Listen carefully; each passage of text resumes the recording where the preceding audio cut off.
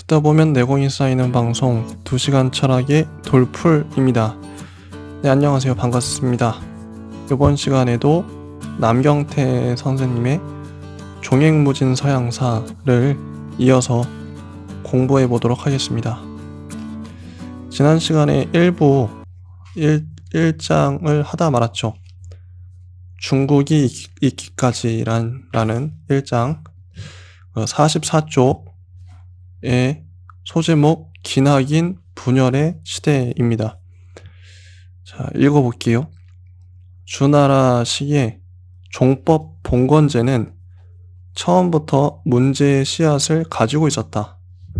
혈연의 바탕을 둔 관계는 가장 끈끈하지만 생명력이 짧다는 치명적인 결함이 있었던 것이다.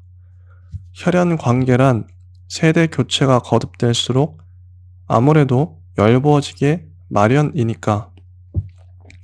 강역이 팽창하고 사회가 복잡해질수록 혈연은 힘을 잃었다. 주나라 왕실과 점차 관계가 소원해지는 제후국들이 생겨나는 것을 원천적으로 막을 수는 없었다. 경제와 문화가 발달하면서 이들 제후국은 국력이 강성해졌다. 그 중에는 막강한 경제력과 군사력을 축적해 주나라에 충분히 맞설 수 있는 제후국들도 생겨나게 되었다. 게다가 주나라를 뒤흔드는 요소는 바깥에도 있었다. 은나라 때도 부단히 다툼을 벌였던 이른바 오랑캐 나라들의 힘이 점차 강해진 것이다. 훗날 춘추 전국 시대에 접어들면 그 오랑캐들을 방위에 따라 동이, 서융, 남만, 북적으로 부르게 된다. 이처럼 내부적 요소, 봉건제의 동요와 외부적 요소, 이민족의 침입이 결합되어 주나라 왕실은 이내 뿌리째 흔들리게 되었다. 유왕은 선배들보다 한술 더 떠 포사의 아들을 태자로 임명하려 했다. 왕실이 문란해졌으니 오랑캐고 뭐고 가릴 게 없었다. 유왕의 조치에 반발하는 세력은 북쪽의 이민족 국가인 견융을 끌어들여 주 왕실을 공격했다. 이 사건으로 유왕이 전사하고 수도인 호경이 함락되었다. 그러나 아직 북방민족은 중원을 통치하려 하진 않았다. 승리한 견융이 물러가자 제후국들은 새로 평왕을 옹립했다. 견융이 또다시 침입해 올까 두려워한 평왕은 수도를 동쪽의 나급으로 옮겼는데 이것이 기원전 770년 주의 동천이라고 알려진 사건이다. 역사학자들은 동천을 기준으로 그 이전에 원래 주나라를 서주, 그 이후를 동주로 구분한다. 주의 동천이 중요한 이유는 이 사건을 기점으로 중국의 춘추 전국 시대가 시작되었기 때문이다. 이민족의 침입이 주의 동천을 불러 춘추 전국 시대에 막을 올렸다면 그동안 강성해진 제후국들은 이렇게 마련된 무대에서 주나라를 조연으로 물러앉히고 주인공으로 활약하게 된다. 춘추 전국 시대는 약 550년간 지속된 중국 역사상 최대의 분열기를 가리키는데 크게 춘추 시대와 전국 시대로 양분된다.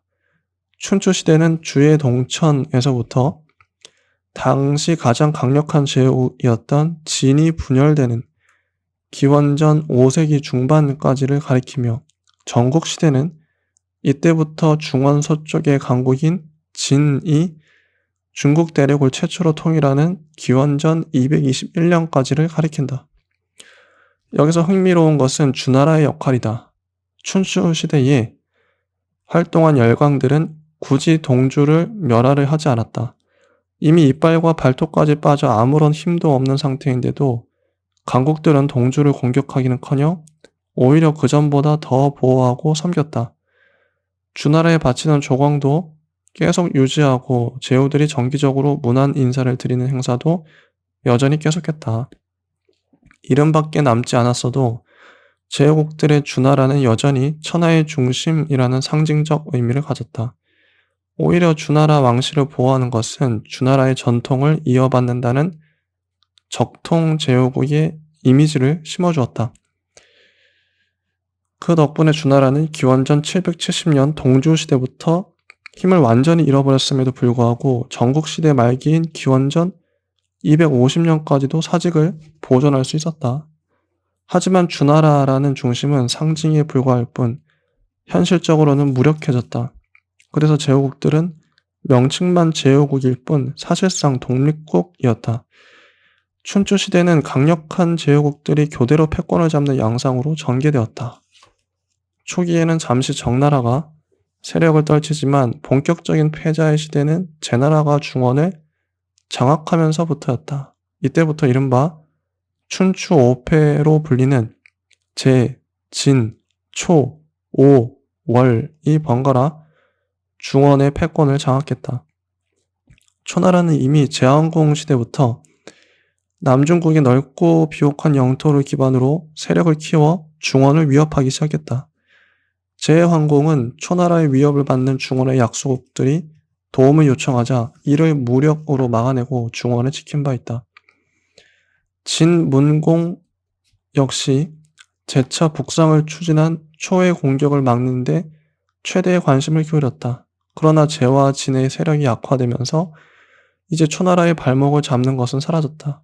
진문공이 죽고 진의 대외 정책이 소극적으로 전환되는 틈을 타 초의 장왕은 진의 군대를 격파하고 채, 정, 진, 송, 노, 조 등의 약소국들을 복속시켜 마침내 중원에 서열 1위로 우뚝 섰다.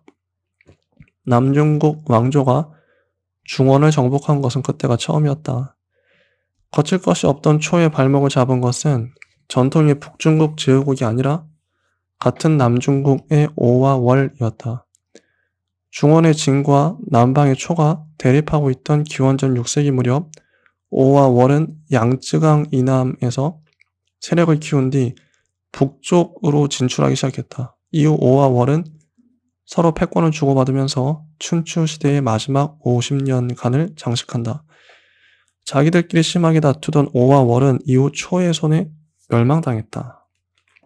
여기서 흥미로운 사실은 춘추 시대 후반기를 통해 초, 오, 월 같은 남중국 왕조들이 중원의 질서에 편입되었다는 점이다. 원래 중국 문명은 황허를 중심으로 하는 중원에서 탄생했으며 주나라 시대까지도 북중국이 문명의 적통이었다. 그러나 춘추 시대를 거치면서 양쯔강 이남의 남중국 지역까지 자연스럽게 중원 문화권에 포함된 것이다. 17세기 만주족의 정복 왕조 청이 중국을 지배하면서 만주가 중국의 강역에 포함되기까지 2000여 년 동안 중국의 역사는 춘추 시대에 정해진 경계를 모델로 해서 전개되는 것이다. 춘추 시대 이후에는 오랑캐라는 말도 남중국과는 무관해지고 고비사막 넘어 몽골 지역과 서북부 변방의 북방 민족들만을 가리키는 의미로 사용된다. 자, 다음은 51쪽 최초의 통일을 향해 라는 소제목입니다. 춘추 시대가 막을 내리고 전국 시대의 막이 오른 계기는 남방의 초와 대립하던 전통의 강국인 진이 와해된 것이었다. 기원전 5세기 중반 진은 한, 위, 조, 세 성씨의 세력가들에게 분할되었다.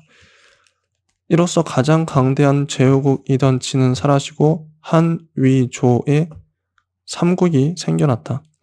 춘추 시대에 춘추 5패가 있었다면 전국 시대를 주도한 나라들은 전국 칠웅이라고 부른다.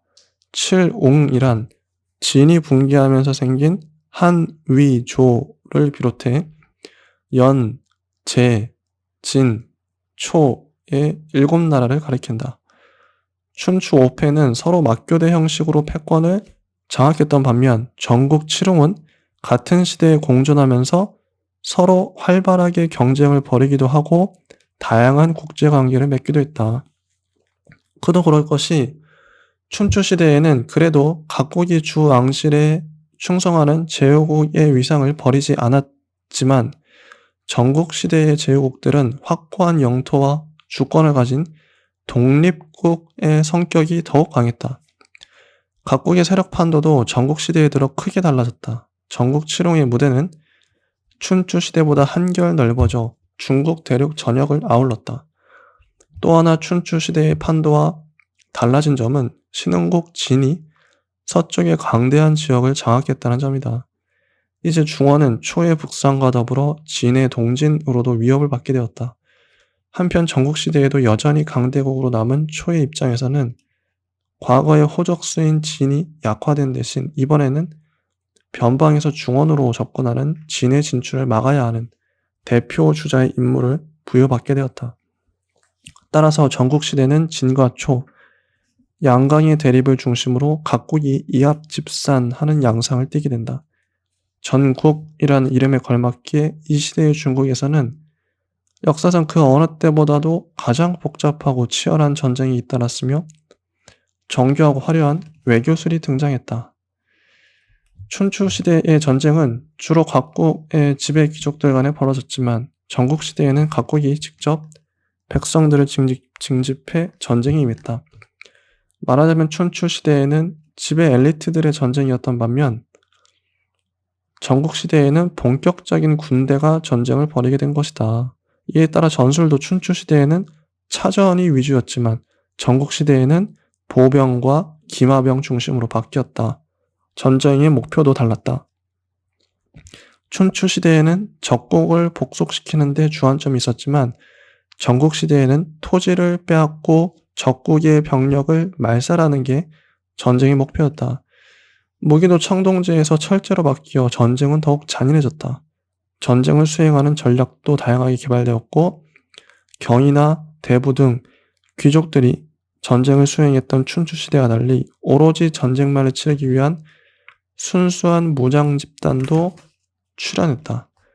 그러나 전쟁 양식보다 더 중요한 변화는 다양한 외교술이 발달했다는 점이다.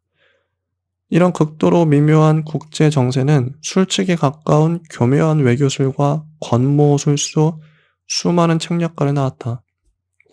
그 밖에도 온갖 술책이 난무했으나 결국 국력에서뿐 아니라 술수에도 능한 진이 최후의 승리를 거두고 역사상 처음으로 중국 대륙을 통일하게 된다. 전국 칠흥 가운데 가장 후진국이었던 변방의 진이 중국을 통일하게 된 과정은 사뭇 극적이다. 진의 효공은 위나라에서 자기 뜻을 펼치지 못한 책략과 상황을 받아들여 국정 전반에 걸친 개혁과 쇄신을 단행했다. 당시의 책략가들은 여러 제국을 떠돌면서 자신의 지략을 팔고 다녔다. 공자도 그중 한 사람이었다. 이것을 상앙의 개혁이라고 부르는데 가족제도에서 군사, 조세에 이르기까지 온갖 제도를 개선하고 농업 생산력을 증대하고 도량형을 통일하는 등 사회 전반에 걸친 개혁 조치였다.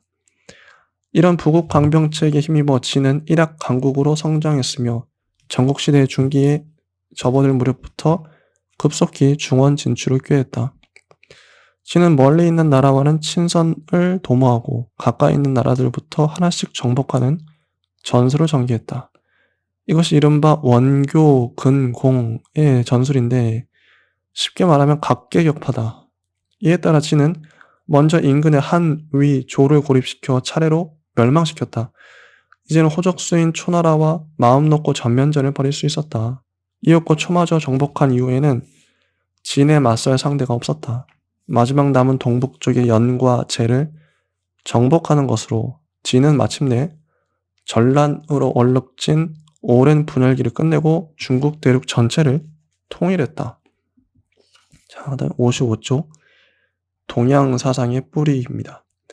춘추 전국시대에는 수많은 전쟁이 전개되면서 아울러 여러 가지 사회 경제적 발전도 이루어졌다. 가장 특기할 만한 것은 농업혁명이다. 서주시대까지 답보 상태에 있었던 농업 생산력은 춘추 전국시대에 비약적으로 발달했다.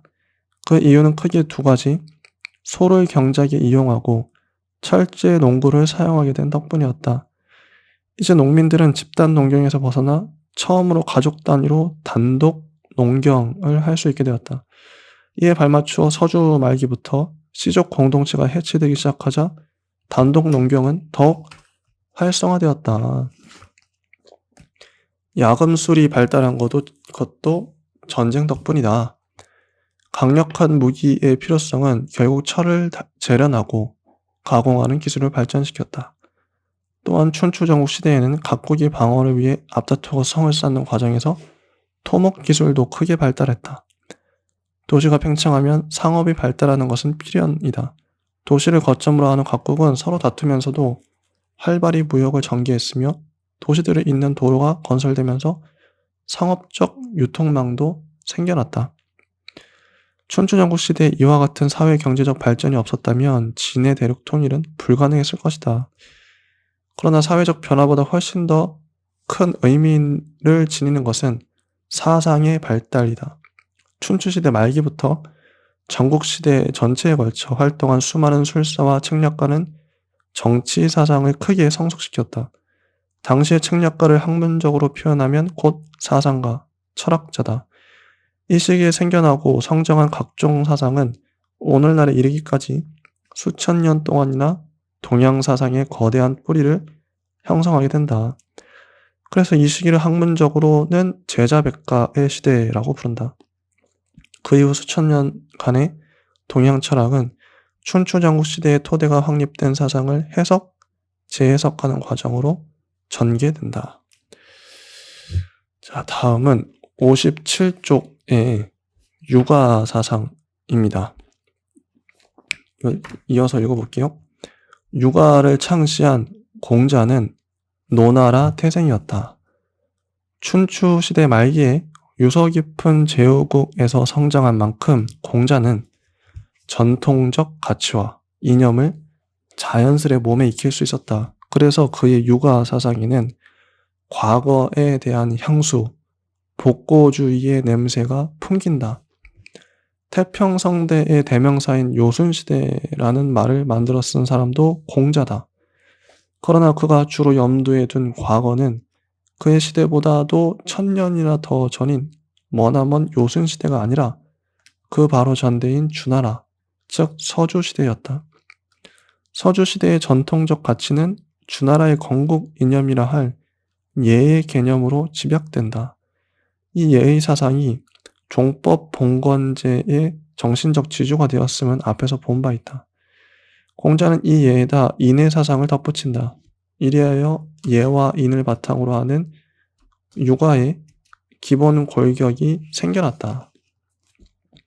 봉건제의 굳건한 현실적 정신적 토대이자 예의 중심이었던 천자, 주나라 왕은 서주가 끝나면서 사실상 사라져버렸다. 그래서 그는 인의 이념에서 파생된 도덕 정치를 봉건제의 새로운 이념으로 삼아야 한다고 주장한 것이다. 말하자면 유명무실해진 종법 봉건제를 도덕적 봉건제로 대체하자는 견해다. 종법 봉건제 시대에 통용된 혈연적 위계를 바탕으로 한 예의 이념이 무너졌으니 이제는 도덕적 위계를 바탕으로 삼아 예의 이념을 되살리자는 것이다. 쉽게 말하면 덕의 크고 작음을 기준으로 신분 간의 서열, 나아가 나라 간의 위계도 정하자는 주장인데 말 그대로 이렇게 된다면 군자가 곧 군주가 될 테니 진정한 덕치가 가능할 것이다. 공자의 뜻을 받아준 나라가 있었다면 그는 정치가에 그쳤을 테고 사상가는 되지 못했을 것이다. 하지만 정치가는 짧고 사상가는 길다. 공자의 사상을 계승한 대표적 인물로 맹자와 순자가 있다. 맹자는 공자의 사상을 인의, 예, 지의 사단으로 확장하는 한편 공자가 제시한 인의 이념을 실천할 수 있는 방안을 중점적으로 모색했다. 그는 인간의 본성은 선하다는 성선의 논리를 이용해 인을 토대로 한 어진 정치가 가능하다고 보고 이것이 곧 왕도의 실현이라고 주장했다. 맹자가 공자에게서 인의 이념을 강조했다면 순자는 예의 이념을 계승했다. 그는 악과 욕망이 인간의 본성이라는 성학의 논리에서 도덕적 품성은 타고나는 게 아니라 후천적으로 습득되어야 한다고 주장했다. 따라서 그는 교육을 중시했으며 군주의 임무는 예를 가르치는 교사와 같은 것이어야 한다고 믿었다. 흔히 유학은 현실과 유리된 관념 철학으로 여기지만 그 기원에서나 이후의 발달 과정에서 보듯 현실 정치에 대한 큰 관심으로부터 시작했고 늘 국가의 통치 철학으로 기능하려는 강렬한 지향성을 담고 있었다. 나중에 보겠지만 유학의 권력 지향성은 수백 년 뒤 한데에 구현되었고 역대 중화 제국의 기본 이념이 되었으며 15세기 이후에는 한반도 조선의 사상적 기틀이 되었다. 자, 다음은 60쪽 묵가 사상입니다. 묵가는 전국시대 초기에 묵적이 주창했다.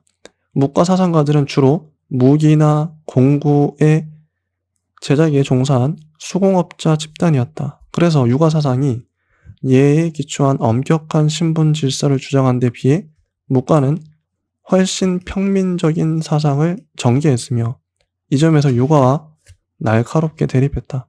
묵가에서 가장 중요한 개념은 사랑이다. 목적은 이기적인 사랑을 뜻하는 차별애를 버리고 화해적인 사랑인 겸애를 실천해야 한다고 주장했다. 전국시대에 만연한 수많은 전쟁은 모두 자기만의 이익을 취하기 위한 차별애에서 비롯되었다. 반면 겸애는 상호적 이익을 도모한다. 따라서 겸애를 실천하면 전쟁이 종식되고 평화를 이룩할 수 있으며 궁극적으로 계급이 소멸된 평등한 이상세계를 이룰 수 있다. 이후 수천 년 동안 중국 역사에서 신분 질서가 고착되는 것을 고려해 볼 때 당시에 이미 신분의 해체와 만민 평등을 주장한 묵가 사상은 주목할 만한 점이 있다. 게다가 묵가 사상가들은 유가에서 의도적으로 회피한 이의 개념을 과감하게 수용하는 혁신성을 보였다. 이렇게 이익의 관점을 끌어들이면 혈연에 기초한 봉건적 관계를 쉽게 부정할 수 있다.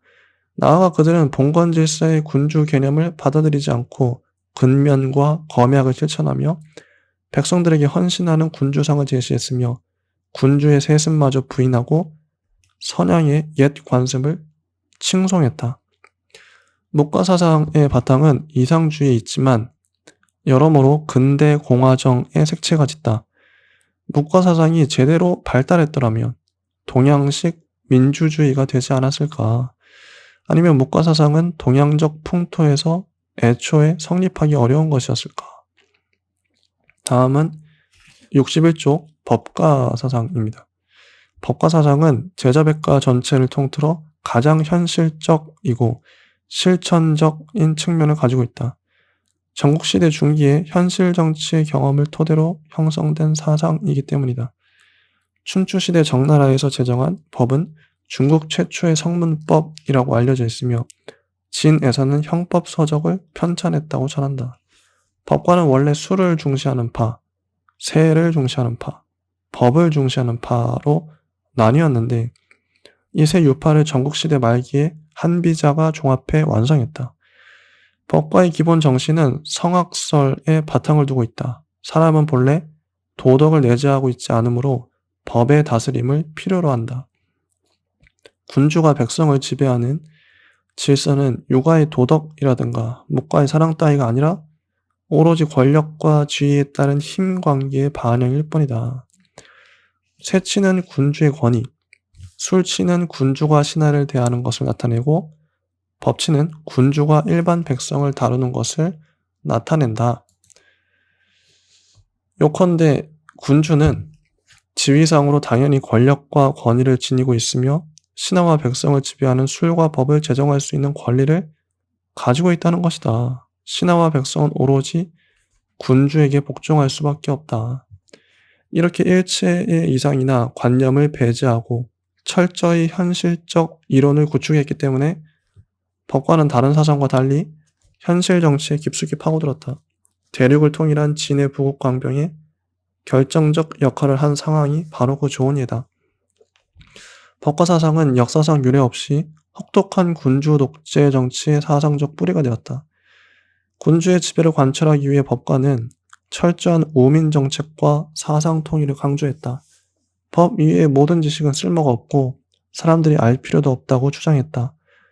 책을 불사르고 학자들을 생매장한 진시황의 만행에는 이런 사상적 배경이 있었다. 그 다음에 63조 도가사상입니다. 도가사상을 창시한 노자는 공자보다 한 세대쯤 위의 인물이었으나 실존 인물인지는 확실치 않다. 공자와 만났다는 기록도 전하긴 하지만 도덕경이라는 짧은 책 한 권 이외에는 아무런 흔적도 남기지 않았기 때문이다. 도가사상이 발달한 것은 노자의 시대보다 수백 년 뒤인 전국시대 중기 장자에 의해서였다. 도가사상은 제자백가 가운데 가장 철학적 냄새가 강하다. 세상에 존재하는 만물은 유다. 유는 경험세계에 존재하며 누구나 그 존재를 감각으로 인지할 수 있다. 그런데 그 유를 만드는 것은 무다. 유는 무에서 생성되어 운동하다가 다시 그 근원인 무로 되돌아간다. 이 우주 만물의 끊임없는 생성과 소멸 과정을 관장하는 것이 곧 도다. 도는 모든 것의 근원이며 근본적인 법칙이다. 따라서 만물의 생성과 소멸은 도와 별개의 것이 아니라 도가 스스로 자기 운동한 결과이다. 이것이 바로 도의 작동 원리라 할 수 있는 무위, 아무것도 하지 않음이며 자연이다. 우주 만물, 즉 국가나 사회, 인간 등은 모두 도의 생성 원리에 따라 생성하고 운동하고 소멸하므로 군주는 특정한 목적을 앞세워 신하나 백성을 닥달하지 말고 모든 것을 그대로 내버려 두어야 한다는 것이다. 오늘날의 용어로 말하면 극단적인 자유방임주의다. 이 원리에 따른 구체적 국가 형태로서 노자는 소국과민, 즉 작고 인구가 적은 나라를 가장 이상적인 국가로 제시했다. 노자는 춘추 시대의 혼란상을 인위적인 게 지나치게 발달했기 때문이라고 보았다. 이러한 무질서와 혼란을 극복하기 위해서는 무욕의 자연으로 돌아가야 한다. 따라서 인의의 소산인 문명과 문물, 제도, 법 등은 모조리 거부해야 할 대상이었으며 유고에서 말하는 인이나 예의 개념도 마찬가지였다. 도가는 현실 정치에서 실험되지 못했지만 그 대신 일반 사회에서 인기를 끌어 공자가 창시한 유고와 함께 오늘날까지 동양 사상이 양대 축을 형성하고 있다. 네, 여기까지가 1장의 내용이었고요. 2장은 다음 시간 이어서 해보도록 하겠습니다. 감사합니다.